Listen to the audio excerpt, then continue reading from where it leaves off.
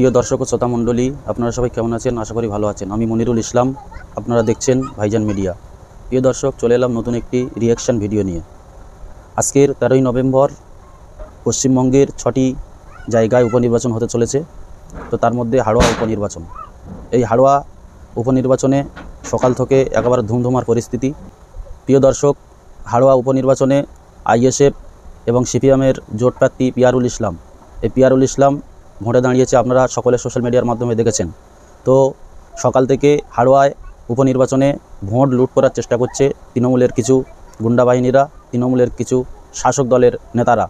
তো কি বললেন আইএসএফের প্রার্থী পিয়ারুল ইসলাম, চলুন শুনে আসি। ওরা কি করে সেটা দেখে দেবে, আমি একা যথেষ্ট ওদের দেখে নেওয়ার জন্য। ওদের আমি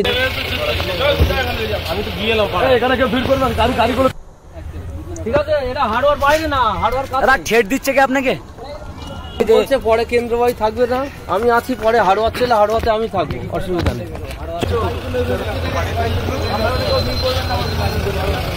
প্রিয় দর্শক, এই মুহূর্তে গুরুত্বপূর্ণ খবরের দিকে চোখ রাখবো। আবারও হাড়োয়া বিধানসভায় একাধিক বুথে উত্তপ্ত পরিস্থিতি। এই হাড়োয়া বিধানসভাতে একাধিক বুথে এজেন্ট বসাতে দিচ্ছে না তৃণমূলরা, এমনই অভিযোগ তুলছে আইএসএফের প্রার্থী পিয়ারুল ইসলাম। তিনি একেবারে যাচ্ছেন যে একাধিক বুথে যাচ্ছেন, গিয়ে একেবারে তাদের প্রার্থী এজেন্টদেরকে বসাচ্ছে, এমনই এজেন্টদেরকে তুলে দেওয়া হচ্ছে। গতকাল রাত থেকে আইএসএফ কর্মীদেরকে মারা হচ্ছে, এমনই অভিযোগ উঠছে। হাড়োয়া বিধানসভাতে আবারও আইএসএফ কর্মীদেরকে হুমকি দেওয়া হচ্ছে যে বিএসএফরা চলে গেলে তাদেরকে গুলোর সঙ্গে মিশিয়ে দেওয়া হবে, এমনই হুমকার।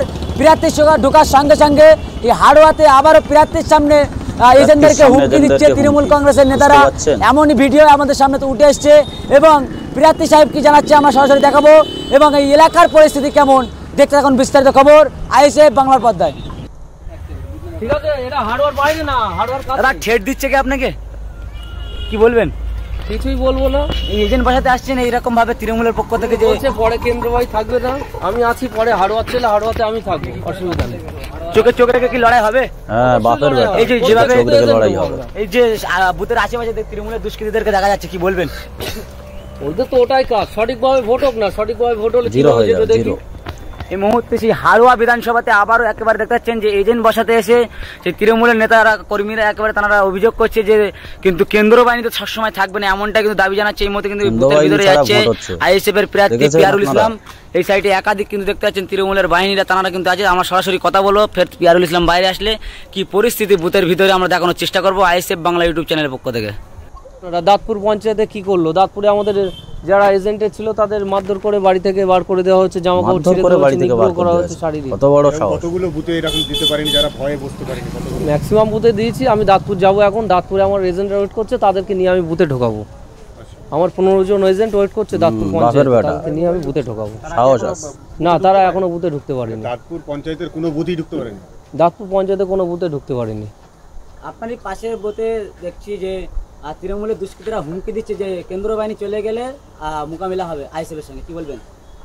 ওরা কি করে সেটা দেখে দেবে, আমি একা যথেষ্ট ওদের দেখে নেওয়ার জন্য। ওদের আমি দেখে নেবো, ওরা কি করে না করে সেটা দেখার আছে। পিয়ারুল ইসলাম, ওদের সুপিরিয়র যারা সিনিয়র নেতা আছে তারা কিছু বলছে না, গ্রামের যারা ছোট ছোট নেতারা আছে তারা এইসবগুলো করছে। এইগুলো অবাঞ্ছনীয়, এছাড়া অন্য কোনো বিষয় না। ভয় করার কোনো প্রশ্ন ওঠে না। ভয় কিসের জন্য পাবো? আমি হাড়োয়ার ছেলে, আমার ভয় করার প্রশ্ন ওঠে না। যারা বাইরের তাদেরই ভয় করার প্রশ্ন উঠবে, আমার কোনো ভয় করার ব্যাপার নেই। প্রিয় দর্শক ও শ্রোতা মণ্ডলী, দেখলেন আপনারা ভিডিও। সরাসরি এজেন্ট বসতে দিচ্ছে না আইএসএফের তরফ থেকে, একটি পঞ্চায়েতের কোনো এজেন্ট বসতে দিচ্ছে না। সেনাবাহিনী চলে গেলে নাকি আইএসএফের সাথে টক্কর হবে। প্রিয় দর্শক, এমনটা অভিযোগ করলো আইএসএফ প্রার্থী পিয়ারুল ইসলাম। তিনি বললেন যে আমি একা যথেষ্ট, আমি এখানকার ছেলে। প্রিয় দর্শক, ভিডিওটি কেমন লাগলো কমেন্ট করে জানান। পরবর্তী ভিডিও পাওয়ার জন্য চ্যানেলটি সাবস্ক্রাইব করে সঙ্গে থাকুন।